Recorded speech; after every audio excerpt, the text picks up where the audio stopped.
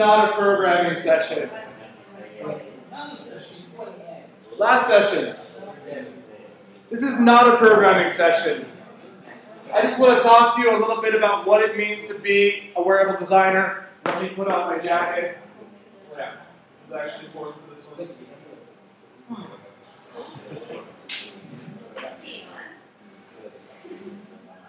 My first full-on wearable jacket. And you can tell I made it a long time ago, it's a little small. But there's the jump jacket. It's been integrated into a Wiimote now. It's supposed to. Let's see, 1, 2, 3. Ah, it's coming.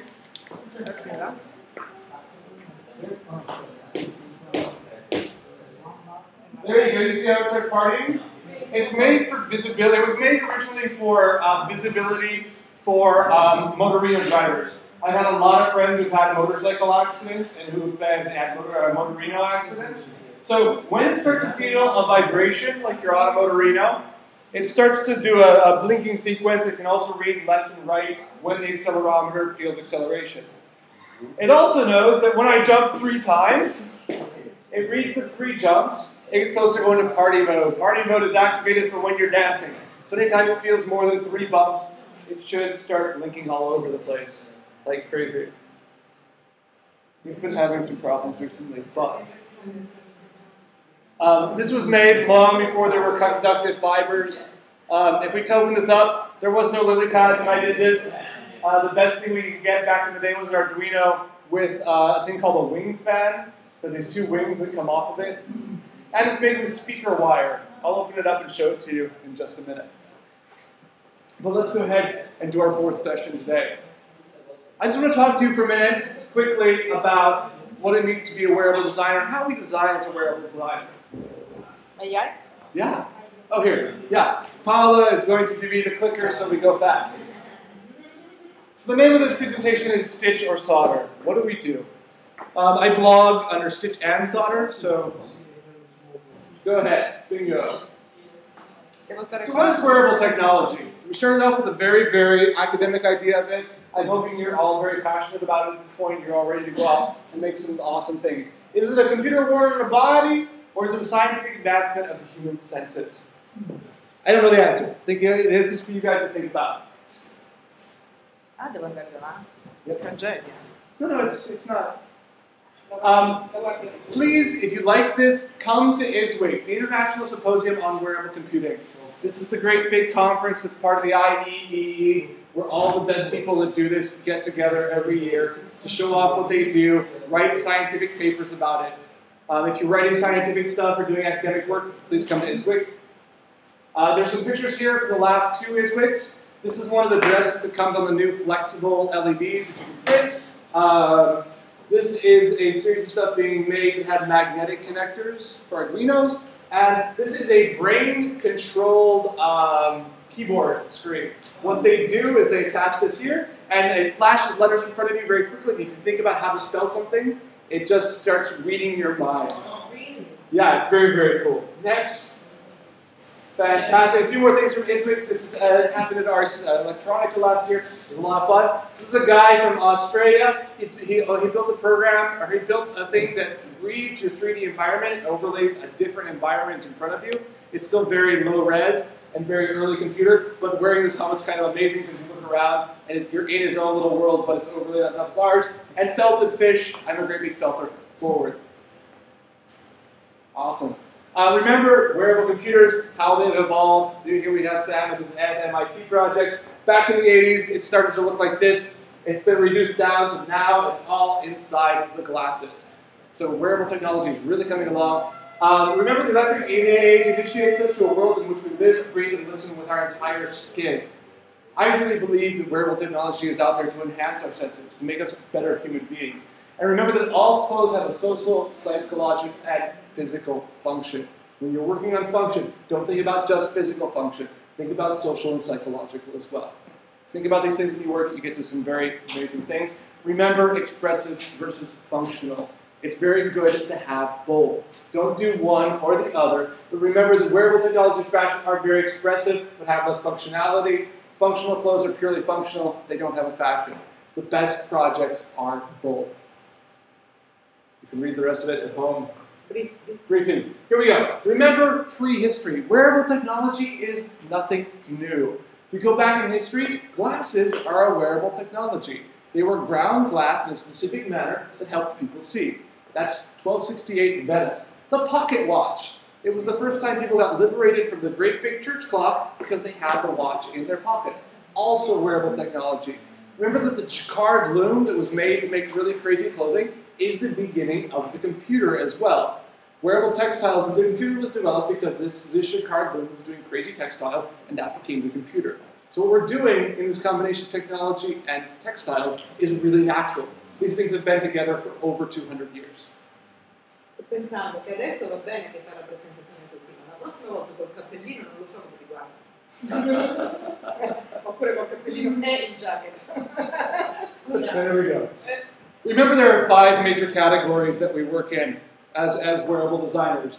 There's the mech crowd. I'll say these are primarily Japanese kids, but they are very passionate and very good with it. There's the biomedicine crowd. Not so much expressive, but it makes the big money. If you want to be a big money designer, go biomedical. There's the everyday crowd, just kind of the consumer electronics crowd. And that's where a lot of the fun stuff happens. There's the military crowd. Again, very, very not fashion, but a lot of money involved. And then there's the e-textile crowd, which is where the really fun stuff happens. Very little money so far, but we're hoping this changes. Remember that this is all about science fiction becoming science fact. Just very quickly, I want to show you a couple of things that really inspired me. I hope you've all seen all of them. If you haven't, please go out, watch these things. Forward. William Gibson, if you haven't read Gibson, Gibson is the father of us all when it comes to wearable technology. This man talks about so many of the different crazy things. Back in 1984, he wrote Neuromancer. He's talking about implants, he's talking about wearable technology, he's talking about virtual reality long before anybody else got there. Haven't read him, read him. Forward. This is really synthetic. Tron, press avanti. 1982, if you haven't seen this movie, go watch it really fast because the next one's about to come out. It's the only sequel that happened in real time 29 years later. So a sequel that happened from 30 years ago. There we go. Just in case you've never seen it, the costumes are really amazing. And considering that this was made in 1980, it's really crazy amazing. Let's see, Adu. Where did you hear that name? Well, that's your name, isn't it? The name of my user. Again, they're really talking about computer things in a really easy way, too. So How did you... get into this. Go ahead and go forward. A program from a user that knows Alan. It was disorienting transport. You should watch it. Yeah, but I'm remembering all kinds of stuff. Like my user wants me to go after the MCP. Here we go, we'll go forward. Ghost in the Shell. If you haven't seen Ghost in the Shell, especially the opening sequence, the thermal optics, the invisibility cloak, they can do specific ranges of light so far. The invisibility cloak is coming. The invisibility cloak is coming soon. So please, if you haven't seen this, just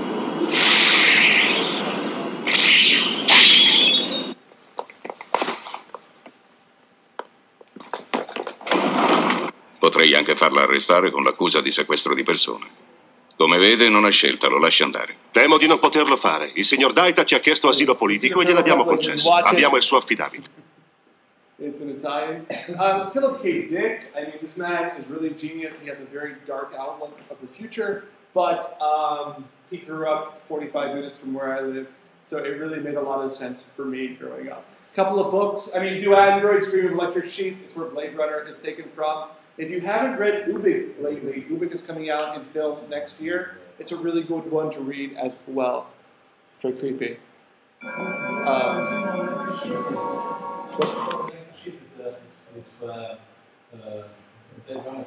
Yeah, it's a story that's behind Blade Runner. There is a 1988 role-playing game called Cyberpunk. If you haven't ever found this book, find a copy of this book. As a role-playing game, it's kind of silly, but the things that they thought up and put into it are amazing. I think I've only ever played it as a role-playing game once, but just reading through it and seeing all of the crazy things they thought about when they were making up this role-playing game are amazing. You don't have the control. I remember Star Trek and the Borg really inspired a lot of us when we were getting into this. So if you haven't watched the old Star Trek episodes, go back and watch those. Next generation. So where did wearable technology come from? Let's see. Combination of hardware and software. And that's what we've really tried to concentrate on the last few days, is how we get the hardware and the software together. Wearable technology is made up of a lot of different things. This is my great big tag cloud, trying to figure out what wearable technology is. It's a part fashion design, it's a part industrial design, it's a part interaction design, interface design as well, electronic engineering, software design, cognitive sciences, industrial design. Give a look at this. It can really tell you all the, I try to update this as much as possible, keep this as being really my great big memory map of all the different things I have to keep studying to make this happen, and which ones are more important. If we take a look at how these four things come together, this is really how I see how wearable design comes together. We have the electronics industry, the textile industry, the design process, meeting the socioeconomic demands of the people of the day. Put these two together, we get the zeitgeist, or the spirit of the times. If we put design process and electronics together, we get the wearable electronics. If we put design process and textile together, we get functional. If we put socioeconomic and textile together, we get fashion. And these all feed into what we do as wearable technology. Let's just talk about the process as a designer really fast. We've done a lot of really hardcore, but let's just think about how do we design as designers. And I can go a lot deeper on this, but let's keep it synthetic for right now. So we have to do textile technology research, we have to do electronic technology research, and to be really good, we have to do the fashion research as well. If we bring these three together, we get to a strategy level. And in that strategy level, we can really talk about this for hours, we develop somewhere that we get fashion development and electronic development living symbiotically to produce prototype, if we're really lucky, products. So you gotta be good at all three of those. As interaction designers, please remember that we work for people as designers. This is user-centric design. It's by Flow Interactive. It's considered the best model for interactive out there right now. We do our research, which context studies, focus groups, competitor comparisons, questionnaires. We throw that into the cycle where we do our concept models, user scenarios, we talk about those, paper prototypes. We get into our design process, and this can go back and forth a lot. Remember that we're doing process structure diagrams, flow diagrams, wireframes, card sorting, lots and lots of card sorting, usability testing, flexibility, accessibility testing, expert evaluation, card sorting, again. So you see we do lots and lots of card sorting and functional specifications. And then we start coming out to the implementation with usability testing, expert evaluation, accessibility evaluation, make sure everybody can use it, and then we come out to the product launch, which is again usability testing, focus groups, and then we hand it to the marketing department if we're lucky enough to have a marketing department.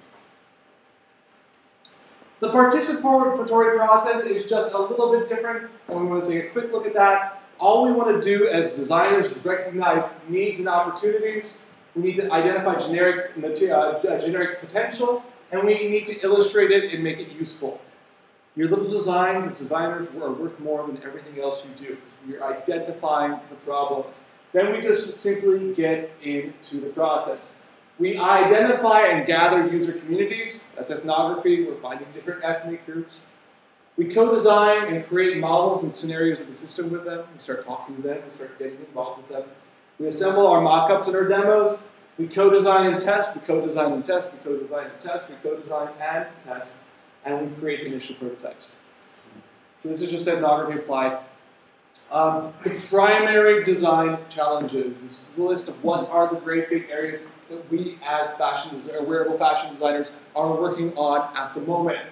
Wearability, number one.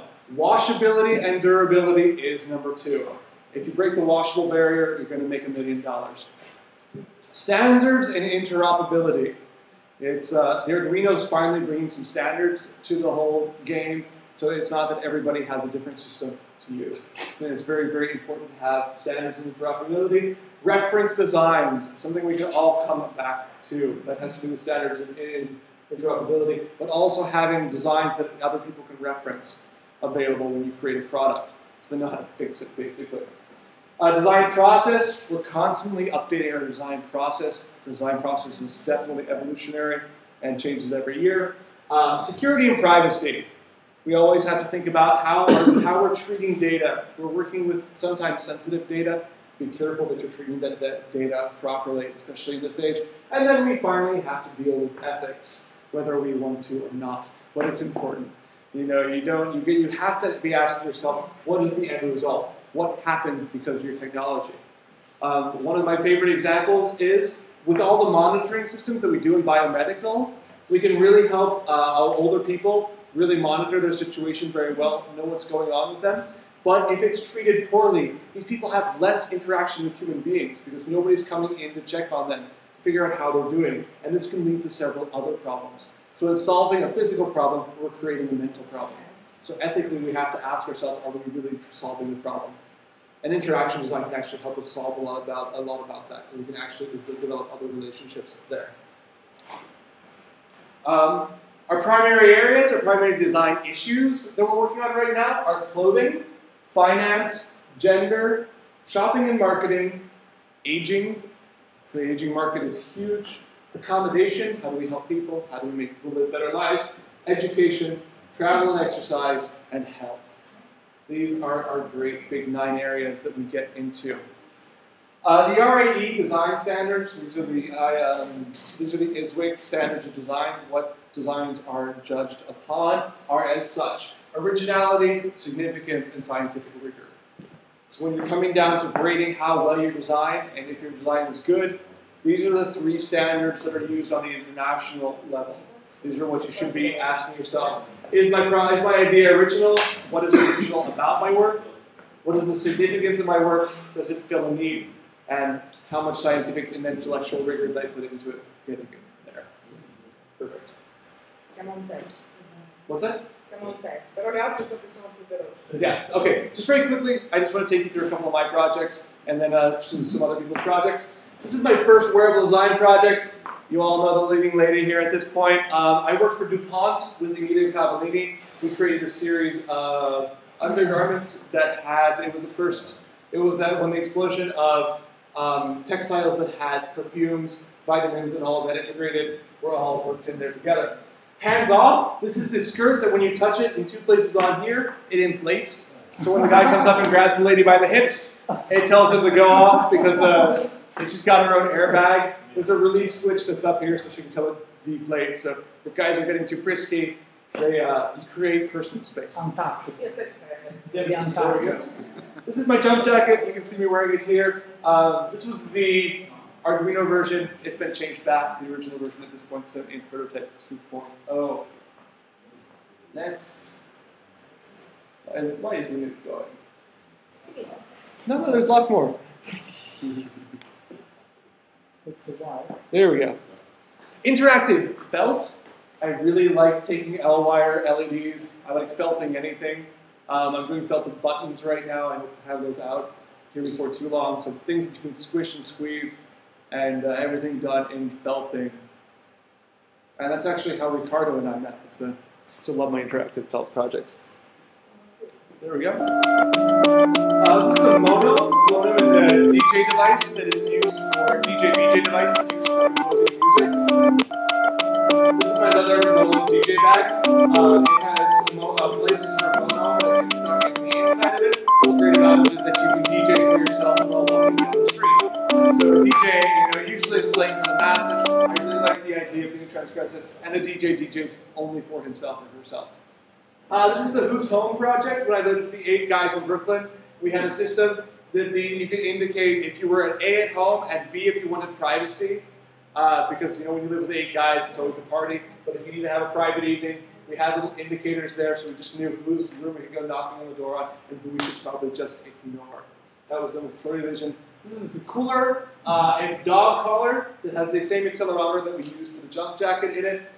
It knows how agitated your dog is. So your dog's been at home all day long. Depending on the number of LEDs and the color of LEDs when you get there, you can tell if your dog has been super active and needs to go out, or if he's kind of sick and is sitting in the corner. So wearable technology, not just for humans.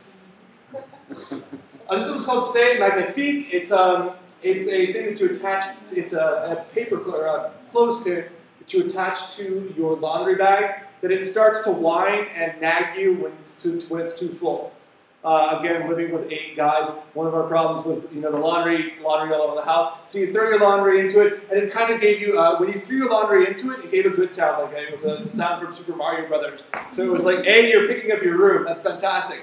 When it got too full, it started to whine at you, being like, oh, you need to do your laundry now every time you put something into it. Really good for guys living by themselves. Other wearable projects. This is kind of where we're at right now. We'll just do this really quickly. I want you guys to see some other people's projects that are out there. These are clickable in the PDF, so go ahead, please take a look at these. I hope you all have really great ideas. These are just my favorite ones that are out there right now. It all gets going with Leah Makes Her Life shirt. This is a shirt that does organism models. It was just a great big LED shirt. It's the first great big LED shirt. The LilyPad wrist POV. Using 8 different LEDs, you can write things in the air and an accelerometer. It knows when you're moving, and it writes things in the air depending on which way you're moving. The meet and greet, when you touch somebody else, it records where you're at and basically tries to figure out who you were meeting, so you remember where you met people.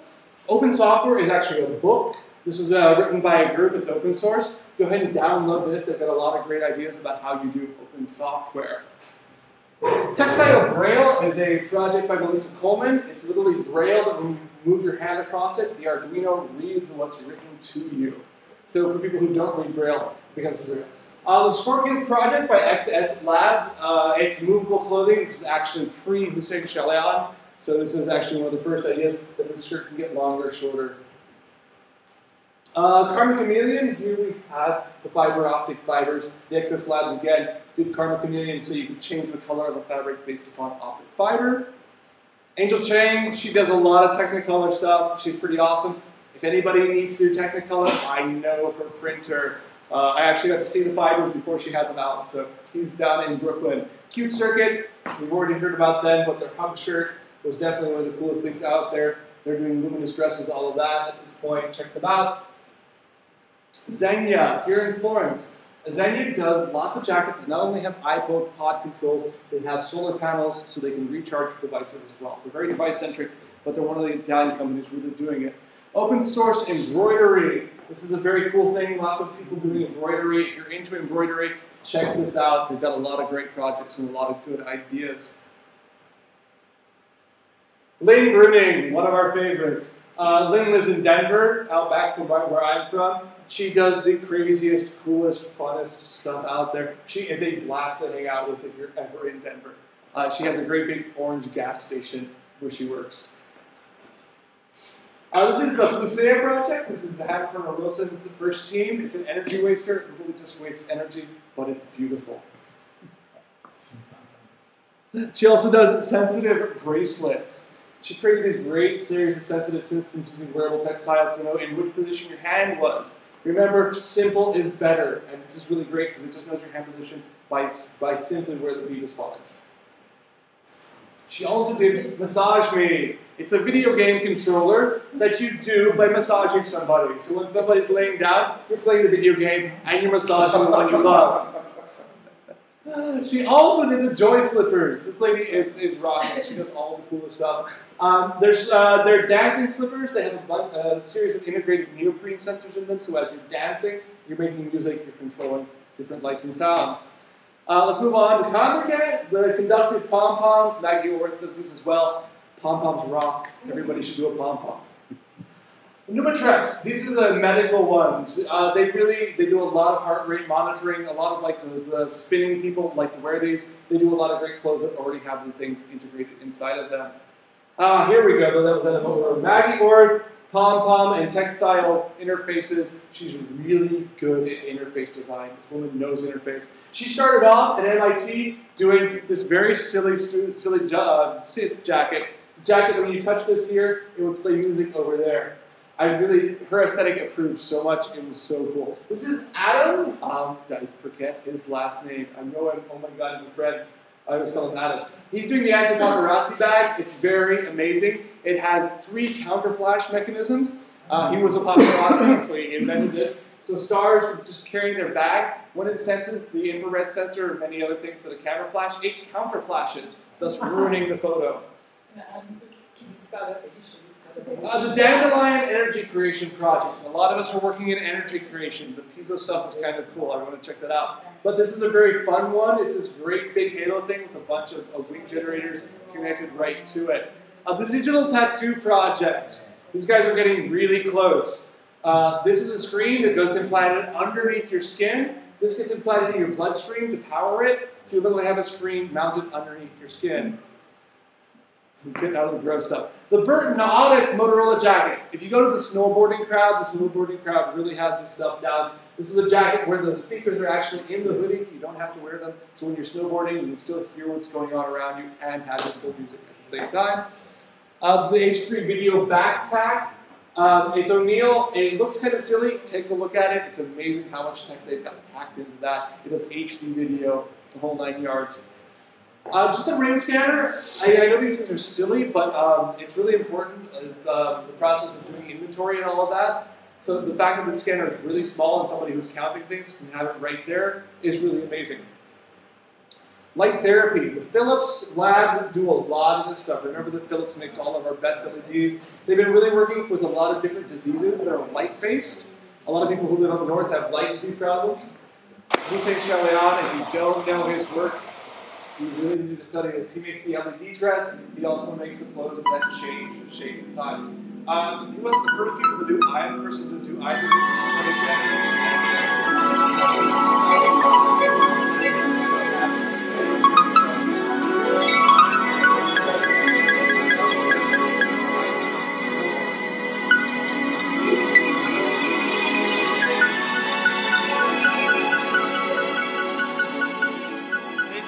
I laid out all the garments, I drew out all the things from all the garments I thought were representative of different eras and decades. And I thought, well, how can I cross these over? So there's actually quite a lot of cross-pollination of what elements you can borrow from one era and use them in the next one. So there's actually trial and error, going back and forth, resketching, etc. It was very much an experiment that I think I was lucky enough that it worked at the end.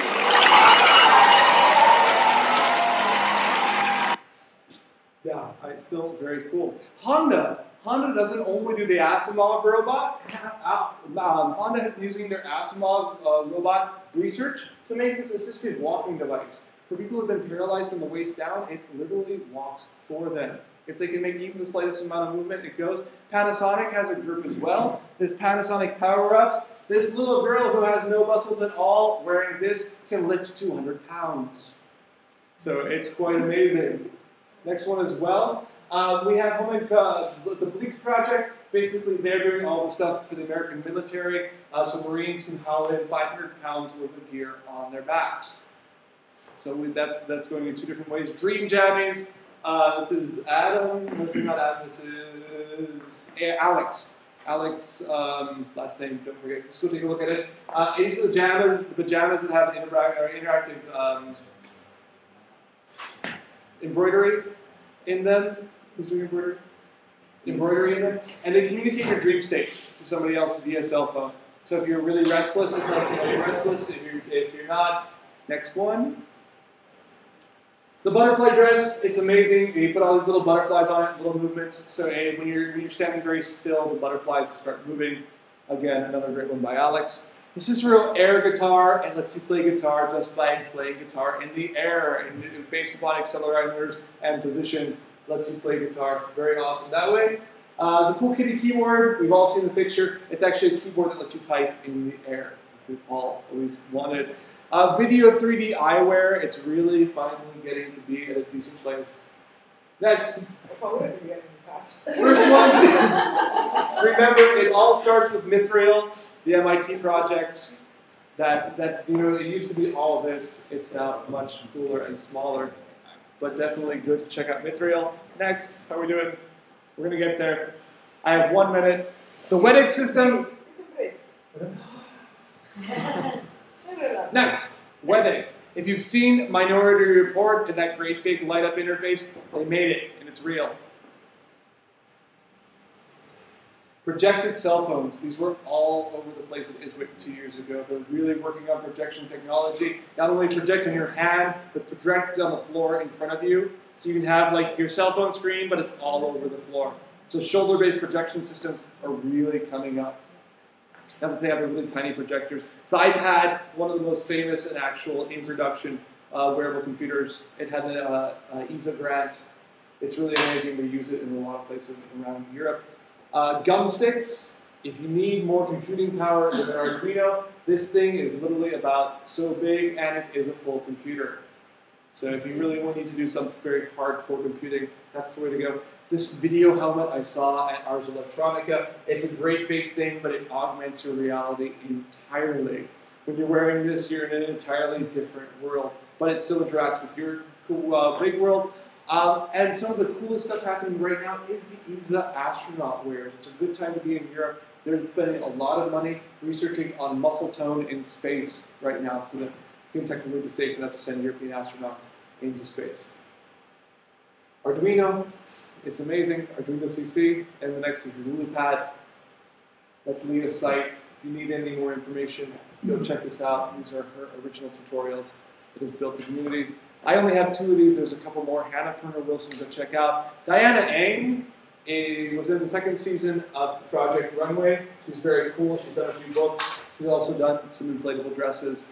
I wrote an article for her for Industrial Design magazine.